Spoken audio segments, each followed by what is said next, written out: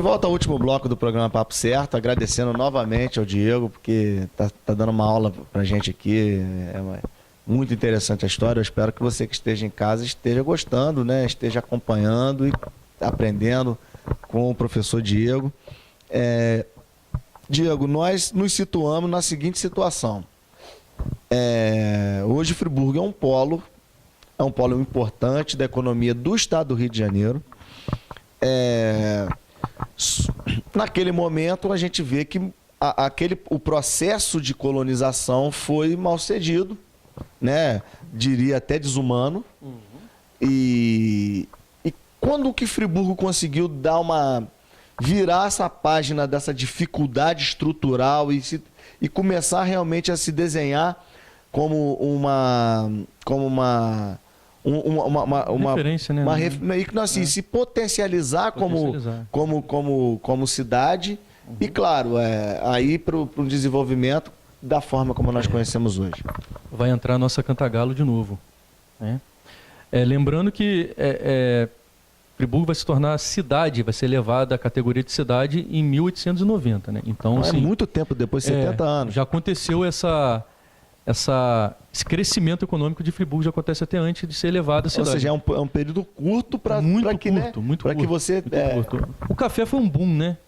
O setor cafeeiro foi um e esse período é o período mais forte da época do café no Brasil, né? Principalmente aqui na nossa região. Esse período da chegada dos suíços até... Principalmente. Até você me lembrou um fato que a gente tem que relatar aqui, né? O período que o café sofreu o seu baque foi mesmo com a quebra da Bolsa de Nova York. Eu tô mentindo? Até ali o café ele teve um desenvolvimento, ou seja, você tem 100 anos aí de... A quebra foi 29, então você tem 110 anos aí de café, potencialidade econômica que o café ofereceu. O café entrou no final do século XVIII aqui, né? Mas assim, 1929 nós aqui da região já havíamos sofrido esse baque, né? Porque o café ele tinha se dividido em dois locais. Realmente, você tem razão na sua colocação, Cantagalo se tornou assim um dos principais produtores de café, o maior exportador de café do mundo. Nossa região aqui, nós estamos sentados aqui em ex-fazendas de café, né? Aqui tudo assim, começando mais intensamente, não que Macaé não tinha, Lumiar não tinha, Amparo não tinha, mas assim, mais intensamente a partir de Bom Jardim e atravessou Madalena, Campos, Volta Redonda, Vassoura, né? Temos aí dos casarões... Vale do Paraíba lá, que também é muito tradicional. Exatamente. Então, realmente, Cantagalo se tornou o maior exportador. Mas ele perde força. Na virada do século, ele perde um pouco dessa força e São Paulo toma esse lugar de primeiro, né, o maior exportador. Então a gente, assim, na queda da Bolsa de 29, a gente já está meio cambaleando em relação ao café. Mas Friburgo em 1890 já era uma cidade. E o que é principal, entra aí a figura do Barão de Nova Friburgo, provavelmente veio, né? Que antes já tinha os barões aqui nessa região e que depois Friburgo já virava para esse polo. Eu queria que você explicasse como é que se deu esse processo. Tá, só vou assim para não deixar em aberto para o telespectador não ficar em dúvida, né? Que foi a crise 29, né? Foi o que a gente chama a quebra da Bolsa de Nova York após a Primeira Guerra Mundial. Os Estados Unidos ganhou muito dinheiro exportando produtos para os países envolvidos na guerra, entrou tardiamente na guerra, colheu os louros que a guerra proporciona, porque a guerra dá dinheiro, né? Principalmente para quem não se envolve diretamente. Hoje, né? Claro, como foi o caso dos Estados Unidos. Hoje é uma grande... uma estratégia de mercadológica. Exatamente. E os Estados Unidos enriqueceu muito, né? Só que ele continuou a superprodução. Mas peraí, essa produção, ela não vai... Eles não vão absorver toda essa superprodução. Tem uma hora que você deveria ter parado. Mas não, os Estados Unidos continuou produzindo. Especulou-se muito. Então houve a quebra. E os Estados Unidos era o maior importador de café do Brasil. E quando você passa fome, você deixa de comer o seu pão ou tomar o seu café? Então, eles optaram pelo óbvio, pararam de tomar o café e o Brasil passa por um período terrível. E a própria Europa que também ensaiava uma recuperação econômica, né? Sim, sofre também com a falta de dinheiro dos Estados Unidos. Então, assim, as fazendas de café de Cantagalo, que já havia perdido esse lugar pro do oeste, paulista principalmente, todas elas em torno do Rio Paraíba, que passa aqui próximo da gente, que é uns 20 quilômetros, então sofre um baque pela segunda vez. Mas aí a gente volta à questão de Nova Friburgo, que antes disso, bem antes disso, Cantagalo já estava em declínio na sua produção de café e Friburgo já se situava como um polo mais importante econômico. Claro. Eu falei agora da crise, né? Você explicou para a gente a crise. A sua pergunta foi o auge, né, do café, né? Cantagalo vivenciou esse auge do café, foi o maior exportador de café do mundo. Isso contribuiu para o desenvolvimento. Então, exatamente. Aí entra o quê? A parte geográfica da história. Quem está no meio do caminho dessa exportação cafeeira? Quem? Nova Friburgo. Porque quem conhece aqui a região sabe que Cantagalo está aqui, ali na frente temos Bom Jardim, temos Friburgo, onde esse café era destinado ao Rio de Janeiro. Entre meio ao Rio de Janeiro. Exatamente. E essa época, assim, não havia chegado o trem ainda. Então, como que era escoado essa produção cafeeira? Através de mulas. Então, os tropeiros vão aparecer aqui na região como um profissional importantíssimo, importantíssimo para a região, né? E os monerais, por exemplo, vão saber absorver muito essa economia. E Friburgo passou a ser o quê? A hospedagem desses tropeiros. E com o enriquecimento dos grandes fazendeiros, ainda estavam na monarquia, então eles compravam títulos, por exemplo, se tornaram barões, e uma figura aparece de destaque nessa história, que é o Barão de Nova Friburgo, o Antônio Clemente Pinto. Ele tem ainda, né? Infelizmente não vai muito bem, tá um imóvel bem desgastado, que é a Fazenda do Gavião, que é perto do Hospital de Cantagalo, era a sede da fazenda dele, mas ele investe parte desse dinheiro em Nova Friburgo. Por exemplo, ele e o filho dele, né? O Bernardo Clemente Pinto também, que, por exemplo, foram os donos, né? As pessoas que construíram, por exemplo, o Centro de Artes de Nova Friburgo, que está em plena praça Getúlio Vargas, que fica ali próximo do shopping. É uma construção dele, era a moradia dele. Inclusive o trem passava ali perto, não é à toa. O Sanatório Naval era uma casa de luxo para ele caçar. No caso, foi construído pelo Bernardo, filho dele. Aquela linda casa dentro do Country Club era uma casa dele também, diz aí a lenda que era uma casa que foi construída para a amante dele, do Bernardo Pinto. Além das fazendas de areias, fazendas de São Clemente e também lá no Rio de Janeiro, que é o Palácio do Catete, né? Isso, tirou a palavra da minha boca agora. Aquele lindo Palácio do Catete, onde teve um episódio que foi o suicídio de Vargas em 24 de agosto de 54, onde Vargas se matou com um tiro no peito, foi lá, no Palácio do Catete, construído pelo Antônio Clemente Pinto. Então, só para vocês verem a quantidade de dinheiro que esse café trouxe aqui para a região. Então, eles passaram a investir parte desse dinheiro em Nova Friburgo, que estava no meio do caminho. E além do clima... Ele tomou a alcunha de Barão de Nova Friburgo, não era nem identificado mais com Cantagalo. Exatamente. Friburgo já tinha se desligado quando politicamente. Foi feito esse desligamento? Quando foi feita a emancipação de Friburgo em relação a Cantagalo? 1820, mais ou menos, se não falha a memória, ali próximo à chegada dos suíços.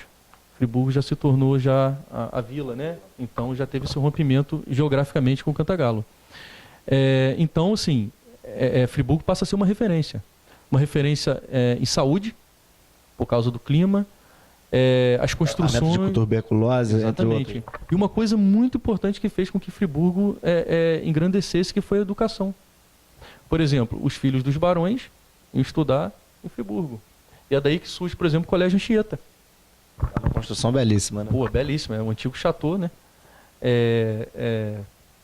Que era só destinada a alunos do sexo masculino. E aí as irmãs Doroteias compram um antigo hotel, uma das construções mais belíssimas de Nova Friburgo, e faz a Nossa Senhora das Dores, né?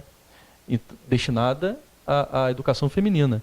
Então Friburgo passa a receber esses ricos fazendeiros, descendentes desses ricos fazendeiros, não só. E os cariocas começaram a vir para Friburgo, a colocar os filhos estudando nas escolas de Friburgo, por exemplo. Carlos Drummond de Andrade, aluno do Anchieta, né? Chegou a ser quase expulso do Anchieta de tanta besteira que fazia no Anchieta, né? É só para vocês... Tanta boemia que tinha na... Boemia. Era um aluno bem indisciplinado, apesar de genial, já relatado em alguns documentos do colégio, né? Então falamos da educação, falamos da saúde, e uma coisa que vai fazer Friburgo crescer muito, que é a parte do turismo. Muitas pessoas saíam, principalmente na época de verão, o auge do verão, subia a serra para quê? Para recuperar, tanto em saúde como em lazer.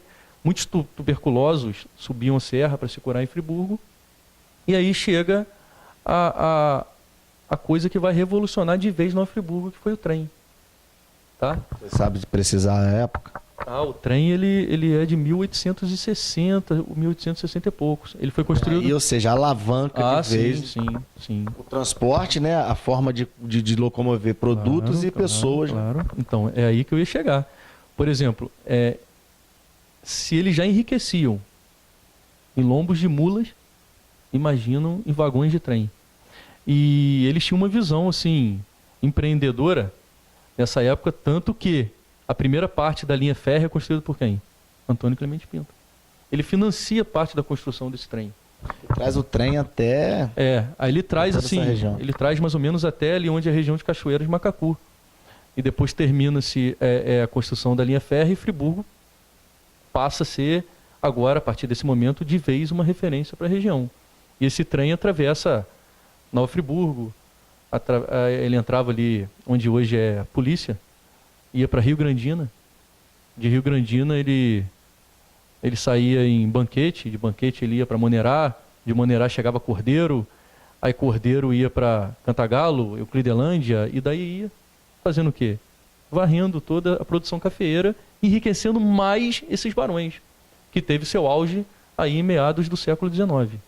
Tá? É no século XX que sofre aquele boom que a gente relatou aqui no início do terceiro bloco, que aí o Oeste Paulista toma conta da prioridade exportadora, digamos assim, aí vem a crise 29 e dá um outro baque, aí depois da crise 29 um outro baque e até o café perder bastante força, apesar de ser forte ainda hoje. Tá? E, Diego, acho que a gente já conseguiu explanar de uma maneira bem interessante tudo, mas tem alguns aspectos a mais que você acha que faltou nessa entrevista, que você gostaria de estar relatando, esse processo de virar a cidade até o que é hoje. O que você pode dar uma de pincelada para a gente poder estar finalizando? Sobre a elevação da cidade, né? Final do século XIX, aí nós abordamos já nesse último bloco aí a chegada da educação, o turismo, tudo proporcionado principalmente a linha férrea. Agora eu queria assim fechar essa entrevista agradecendo algumas pessoas que fizeram parte da nossa formação histórica, que eu, como muitos amigos, somos filhos da extinta Santa Doroteia, e nós recebemos muita aprendizagem ao longo de 4 anos e alguns cursos após. E eu queria, assim, indicar alguns livros para quem se interessar, porque a história de Friburgo, de Cantagalo, né? Não podemos deixar Cantagalo de lado, porque tanto Friburgo pertencia a Cantagalo, por sinal. Então eu quero indicar alguns livros e E lembrando que alguns outros serão lançados, eu vou falar aqui na hora que eu estiver apresentando, que são livros importantes, livros assim de cunho histórico mesmo, livros que abrem os nossos olhos para, por exemplo, a gente não crer 100% na Suíça brasileira, não acreditar que fomos formados por suíços somente, que tivemos alemães, tivemos escravos, negros, índios. No século XX há uma enxurrada também de outras nacionalidades em Nova Friburgo, como, por exemplo, os sírios, os italianos, um aumento considerável de mais portugueses. Então não podemos deixar isso de lado. Então Friburgo ele é a terra de várias nacionalidades. Bem tá? cosmopolita, né? Aí eu vou deixar até separado aqui para mostrar para vocês. Você pode até pegar ali, ô Diego, para poder falar com mais propriedade aí, dando o título, né? Dando o nome e os autores. Exatamente. Para que a gente possa, você pode me passando. Tem esse livro aqui que fala da fazenda, da Ponte de Tábuas. Inclusive, é um livro que foi idealizado e escrito em grande parte pelo historiador Jorge Miguel Maia, que faleceu agora há pouco, cerca de 1 mês, 2 meses. É um livro muito bom que quebra um pouco esse mito de Suíça brasileira, mostrando a presença negra, né? E a presença de portugueses. Aqui está o escritor, né? No verso, é um livro muito bom. Temos um livro da Janaína Botelho, que foi escrito recentemente, cerca de, sei lá, uns 6, 7 anos, 10 anos, sei lá, que é um livro muito bom que conta, que é um livro, que era uma matéria do jornal Voz da Serra, que ela escrevia e ela juntou todas essas matérias num livro, que é um livro delicioso de se ler, que fala mais do cotidiano, é um livro muito legal, que você vivencia todo esse crescimento cultural de Nova Friburgo. E tem um livro que eu li há muito tempo, que é um livro que eu ganhei de um amigo meu, que é um livro muito delicioso, apesar de ser escrito pelo Rafael Jacu, uma outra família suíça que ganhou muito dinheiro com... apesar de não ser historiador, é um livro muito bom, que faz jus ao título, ou seja, contos. Através desse livro aqui eu pude reviver vários contos que minha avó me passava, através de história oral. Até algumas histórias assim muito engraçadas, de um Mafor, minha avó era Mafor, falecida há alguns anos, que levou uma patada de uma onça. Eu achava que era a história lorota dela, e quando eu li esse livro, encontrei essa história aqui dentro. Uma coisa que me trouxe muita emoção na época. Um livro muito gostoso de se ler, que é a História, Contos e Lendas da Velha Nova Friburgo, do Rafael Jacu, tá? E tem um aqui do nosso conterrâneo aqui, né? Que é do Henrique Bon, que é A Noite dos Peregrinos. Esse livro aqui trata exatamente essa agonia dos suíços ao chegarem em Nova Friburgo. Então, ele dá um foco a poucos personagens que saem de Nova Friburgo, daí fazendo jus ao título, né, peregrinos, e tentam ganhar dinheiro com café. E conseguem. Aí, assim, ele relata detalhadamente a derrubada das matas, como eles adquiriram as fazendas, ampliaram as fazendas, a compra, inicialmente com muita dificuldade dos escravos, e aumentando essa compra, e multiplicando os escravos na fazenda, e exportando esse café. É um livro do Henrique Bon muito maravilhoso também. E a Bíblia da história de Nova Friburgo, que é o Teia Serrana. Esse livro aqui, ele tem vários autores, muitos deles professores da ex-Santa Doroteia. É um livro assim, de cunho bem histórico, onde derruba vários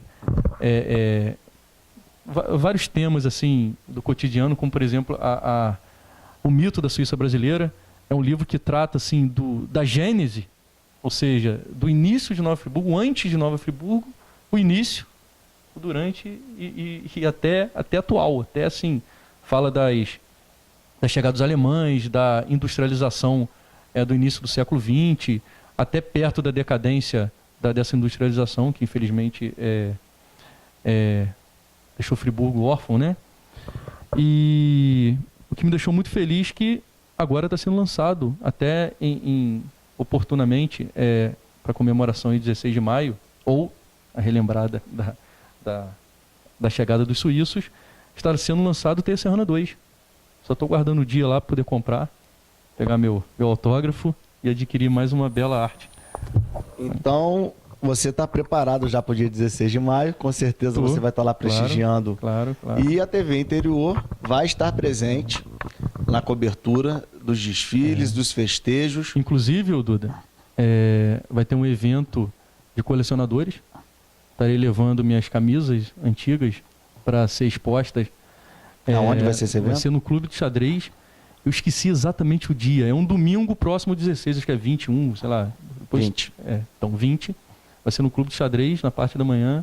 Estarei lá contribuindo com as minhas relíquias. Só não leva aquela monte de camisa do Fluminense. Mas eu só tenho, só tenho praticamente as do Fluminense. O cara tem 70 camisas de futebol, 55 são do Fluminense. Eu acho que eu não devia contar. Eu vou te quebrar aí, cara. Não são 70 não, são bem mais que isso. A do Fluminense tem mais de 50. Tem mais de 90%. Mais de 50 camisas. Tem mais de 150 camisas. Do Fluminense? São muitas camisas. São, assim, é impressionante. Uma hora a gente vai mostrar. Vamos fazer uma matéria sobre isso. Eu teria que contar. Mas é bem interessante. E assim, acima de tudo também para fechar aquela camisa do Friburguense, né? Que não deixa de ser uma referência aí da nossa região, um time que joga a primeira divisão há tantos anos. Não, que traz. Infelizmente, não joga a primeira divisão. Infelizmente agora, mas jogou por muitos anos, trazendo Flamengo, Vasco, Botafogo, Fluminense, para jogar aqui na região serrana, de quem gosta de futebol acompanhando. Diego, só tenho que te agradecer, cara. Eu espero que você tenha gostado também. Gostei, claro. Você esclareceu muitos aspectos, foi uma entrevista bastante rica e em breve você vai estar assistindo aí também tudo sobre o festejo do aniversário de Nova Friburgo. Te agradeço, Diego. E TV Interior, sua segunda casa é aqui.